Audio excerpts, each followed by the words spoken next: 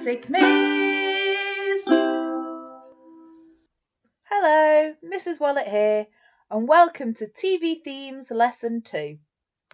Our learning objectives today are to understand the key features of a good TV theme, to learn how composers use scales, timbres, and lyrics to create effective TV themes, and to perform a popular TV theme.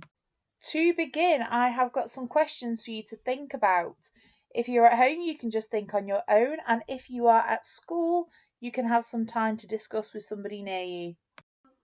So, first question is, what is the opening music like in your favourite TV show? And secondly, what mood does it create? So, think of some emotion words for that. Pause this video and think or discuss now. Most television shows have specific melodic theme music, even if it's just a few notes. And the purpose of this music is to establish a mood for the show and to provide an audible cue that that particular show is beginning. So we're going to listen to the theme tune for Batman.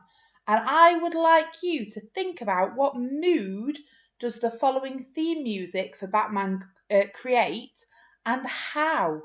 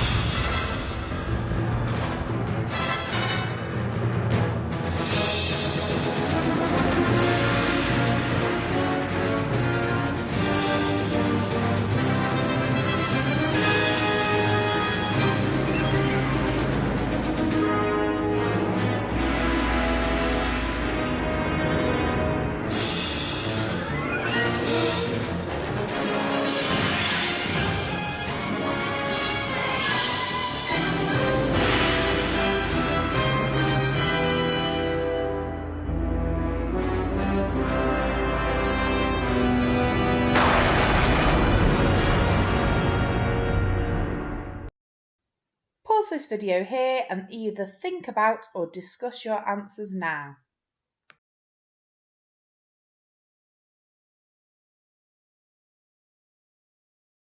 I actually think this one is quite a complicated theme and there's quite a lot to think about in terms of the different instruments and the combination used. I think the first thing to say is it is in a minor key. Now, generally, when we have music, it is either major or minor. Major simply means it sounds happy. Minor means it sounds sad. But it can also be dark and mysterious. It's not quite as black and white as happy and sad. So at the very beginning, we've got some low strings, and low sounds are often associated meant to do with the low pitch of their voices, and strings are a sound that often mimic a voice. Particularly, I think these low strings might represent the sound of a bad guy. Then we have got a trumpet fanfare which enters, and that sounds like charging into battle. I think the trumpet here represents Batman coming to save the day from the bad man. Then we've still got those low strings underneath that trumpet fanfare, and we have some kettle drums enter, a small but quite a low drum roll, and our heartbeat often synchronizes with the beat of music. It's why we feel more energized when we hear happy, upbeat music, and why slow, calming music can relax us. The kettle drums and cymbals here could represent a fight that is going on between Batman and the bad guy, and the drums and cymbals could be trying to replicate the sound of punching and hitting. Then we have got a tremolo on strings, which could possibly be like the sound of feet running away quickly, or possibly a quick heartbeat and cymbal. So the bad guy is starting to run from Batman. We've also got some quite low piano that comes in, which is quite a tonic, which means it doesn't stay in the notes of the key like you think it should do, um, which is very unpredictable and doesn't follow the rules. Again, it's very low, showing it's a male voice, and the music is quite jumpy with short clip notes. This all contributes to the image of the bad guy. Then we have got those trumpet stabs again, and it sounds like a battle between the piano and the brass section, or the brass section being Batman. And here we've got a different bad guy. So we had strings earlier. This bad guy this bad guy motif seems to be on the piano now. Then the piano stops. The bad guy has been defeated, but the trumpet continues with an uplifting fanfare. Batman is victorious and has saved the day. If we think about where trumpets and fanfares have been used historically, they're often used in marching bands in the army. And if you think of words that you might associate with the army: soldier, brave, gun, war, violence, possibly even being a little bit scared, all those words come to your mind when you hear particular sounds together that you might hear in a marching band. Now, film composers and TV composers know this and they use it because you have been trained. We all have been trained to feel certain things and think certain things when we hear particular types of music. And so that is why the composer of this has chosen to use those fanfare sounds, because it makes us think those things about Batman. Then we've got mostly brass instruments, which again we've said is representative of Batman. It uses quite a big range of notes, so it goes quite high and quite low, which is very unusual for a male hero, as it shows him to be quite complicated and have a lot of things on his mind and a range of interests. If you compare this to the theme tune, I know it's not TV, but say James Bond, he only has a very, very small range of notes which are very close together, which show a single mindedness for saving the day. Batman, as we say, much bigger range of notes, shows that he's not so focused on that. There's more to him than that. We've got some chaotic strings playing descending runs, which sounds to me like the wind. And think about when we hear wind rushing past us. It could be when we're running fast or driving fast or even flying very quickly, and that wind rushes past us as we race by. A second brass melody emerges, possibly showing the two sides to Batman's character. It's quite low and dark sounding, and there are some sounds of possibly thunder or a gunshot right at the very end, and that is where the theme finishes. Did you come up with anything that I hadn't thought of yet? Or is there anything that I discussed that you agreed with? It might be a good idea to pause this video now and have another little discussion after hearing all that back, and maybe even go back to the Batman theme and listen to it again.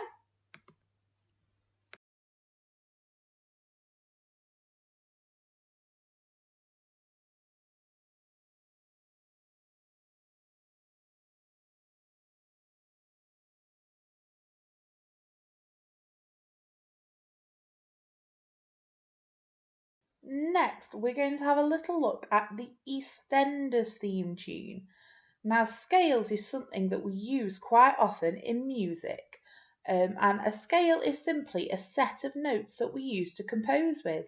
So, hopefully, you remember from Chinese music, we use the pentatonic scale, which was just 5 notes to compose some music and also play Chinatown. So, let's read what it says here. So, a scale in music is a sequence of notes in a certain order. Different scales create different moods. The EastEnders theme tune is based on the C major scale. Producers wanted something melodic to bring people in from the kitchen or the garden. So I would like you to think, when you listen, what effect is created when the C major scale is used? What effect does the drum intro have? So think about the answers to those questions. when we listen to that theme tune now.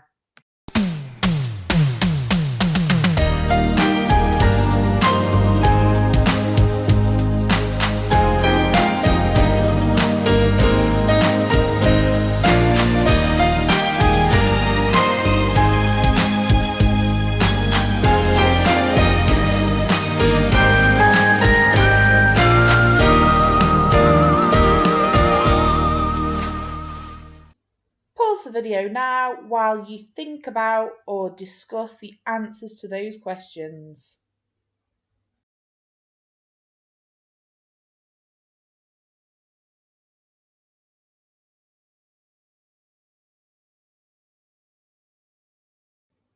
I think this one's a lot easier than the Batman one. So, what effect is created when the C major scale is used?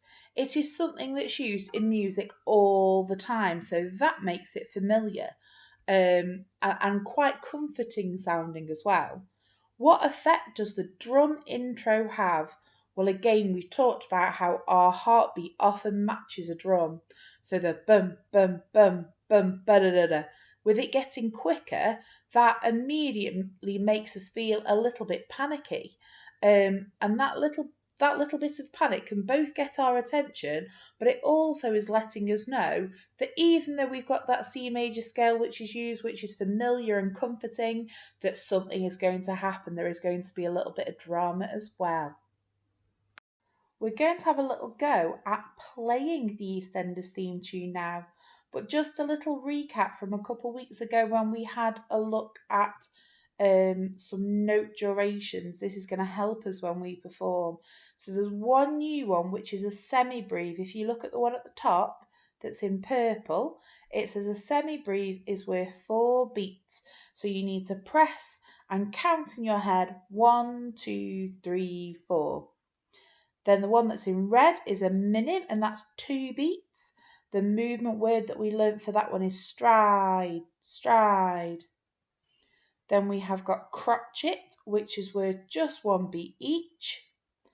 And finally, we have got quaver, which is a half a beat each. And that was our running, running, running, running. It might be a really good idea to pause this video now and just quickly go back and have a look at that video on Dalcroze Eurythmics that we did 2 weeks ago, just to remind yourself of those note durations. You can also see at the top of the page we have a keyboard map, and underneath it shows you where each of those notes are directly under the correct key. So the first note we can see is a C, and you'll notice it's under a C on a keyboard map. This will be a really good one for you to have on pause whilst you're having a play. It will help you out. So to begin with, I am going to play it all the way through for you, and then I'm going to break it down into smaller chunks like little jigsaw pieces.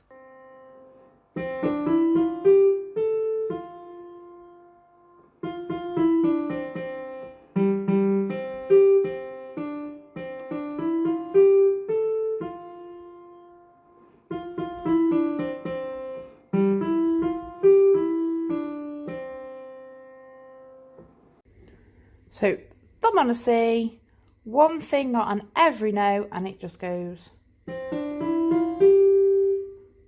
Try again. C, D, E, F, G. And then the next little bit goes A and then F. So a G is just next to our A, and then we come back down to that F note. So I've run out of fingers. If I play my G with my little finger, I'm going to have to move that little finger along one to play the A, and then jump to get to the F. Put that together.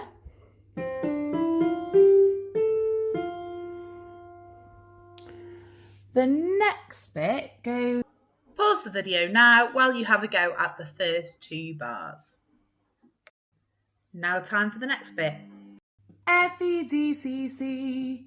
So we're coming back down again. Let's have a look at the keyboard map. F, E, D, C, C. You see how they're all right next to each other? So I'm going to put my ring finger, that's finger 4, 1, 2, 3, 4, on the F. Try again. Now the next bit is a little bit jumpy. So we go down to a G and we play that twice. So I'm going to play that with my thumb.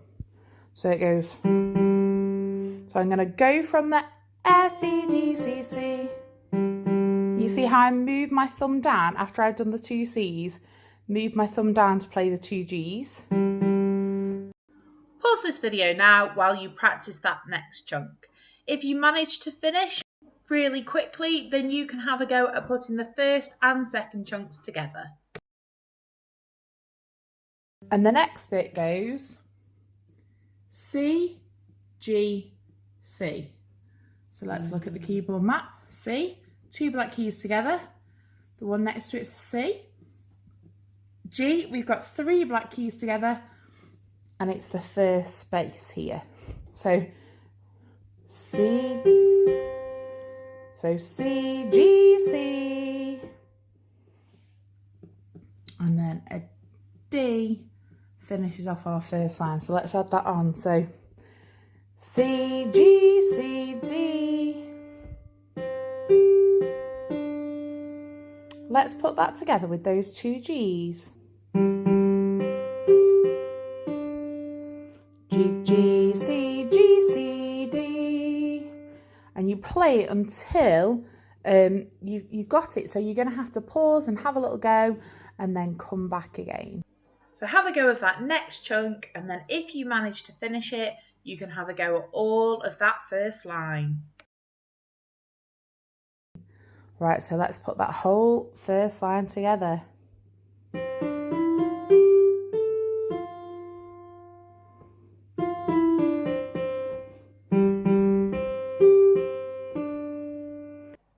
Pause the video now while you practice that whole first line together. Remember, don't just play it once, play it until you can't get it wrong. So that's all of the first line. Let's have a go at the second line. Look at the first 2 bars of the second line. C, D, E, F, G, A, F. What do you notice? It's exactly the same as the top line. Actually, bar 3 is also the same as the top line. It only goes different when we get to bars 4 and 5.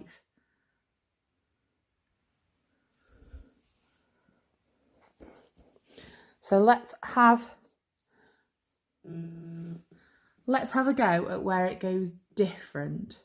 So it goes G, and then it goes E, F, G, E, D, C.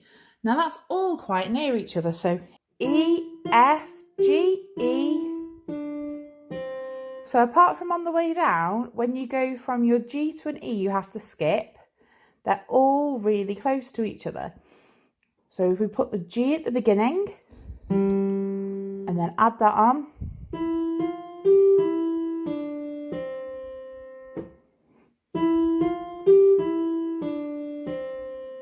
Let's have another go.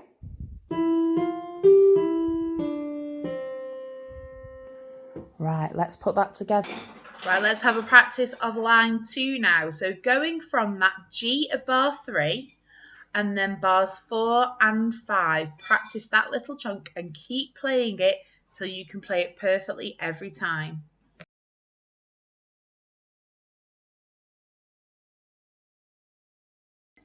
Now we've got line 2, practice putting everything together. So line 1 and line 2 all the way through.